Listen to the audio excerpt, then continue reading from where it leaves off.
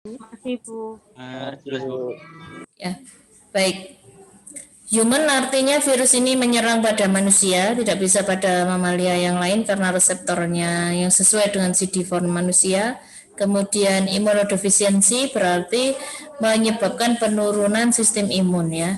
Dan virus ini adalah mikroorganisme jenisnya virus begitu ya. Ini gambaran virus HIV.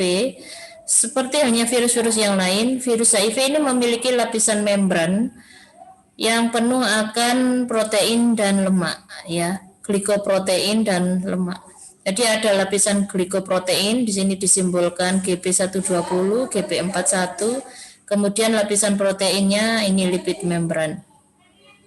Nah, ada juga enzim yang dimiliki oleh virus, yaitu enzim reverse transkriptase yang membantu virus ini berikatan dengan CD4. Nah, yang membedakan mikroorganisme jenis virus dengan mikroorganisme jenis yang lain apa? Kemampuan virus itu memang berbeda dengan bakteri, jamur, ataupun parasit gitu ya. Kenapa? Karena virus memiliki mikroorganisme ini lebih canggih begitu ya dibandingkan yang lain, karena virus memiliki, ada argumen, memiliki RNA. Ya, RNA. Apa itu RNA? Reoksiribonukleat acid ya, atau asam nukleat reoksiribo gitu ya. Asam nukleat rantai tunggal gitu ya. Ada apanya di RNA ini? Kalau kita mengandung DNA, deoksiribonukleat acid ya, asam nukleat deoksiribo, rantai ganda. Nah, kalau virus rantai tunggal. Apa sama-sama mengandung apa? RNA ataupun DNA itu? Sama-sama membawa kromosom ataupun membawa informasi genetik ya, materi genetik. Sehingga kalau masuk ke dalam tubuh inangnya atau hospesnya bisa mengubah sifat dasar sel. Karena memang virus memiliki RNA dan RNA itu mengandung informasi genetik. Ya, bisa merubah sifat dasar sel. Nah, ini adalah kemampuan dari si virus. Ketika RNA virus ini bergabung dengan CD4-nya manusia, maka CD4 itu akan berubah ya sifat genetiknya, sehingga cara kerjanya akan sesuai dengan kemauan si virus. Perkembangan virus HIV di dalam tubuh manusia ini ada beberapa tahap.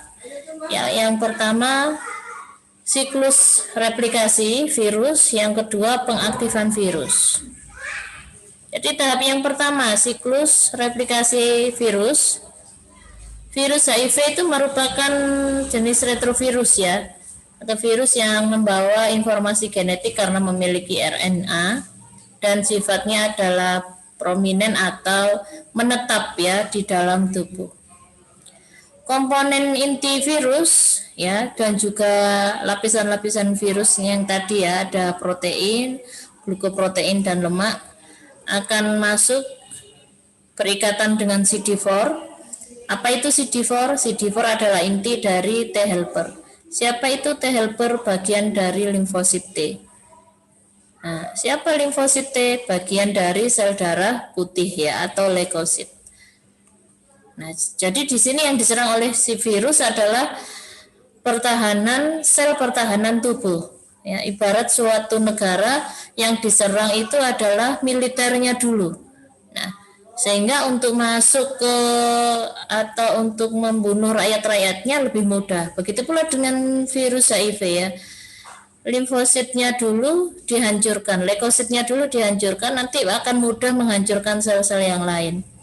Nah, ini adalah kelebihan dari si virus HIV. HIV akan memasukkan RNA virus ke T helper dengan bantuan enzim reverse transkriptase, ya, sehingga akan terjadi pemrograman ulang. Ya, kalau tadinya T T helper itu hanya diprogram oleh DNA, sekarang T helper diprogram oleh DNA manusia dan RNA-nya si virus. Virus bersatu dengan CD4-nya T helper dan ini menjadi provirus atau infeksinya permanen. Jadi sekali virus itu ada di dalam tubuh manusia, maka selamanya virus itu akan tetap ada. Ya, jadi sekali sakit HIV, selamanya sakit HIV. Nah, obat-obatan yang ada tidak bisa membunuh virus. Yang bisa dilakukan obat-obatan antivirusnya adalah menekan jumlah virus. Ya, menekan perkembangan virus. Nah, nanti kita pelajari lebih lanjut.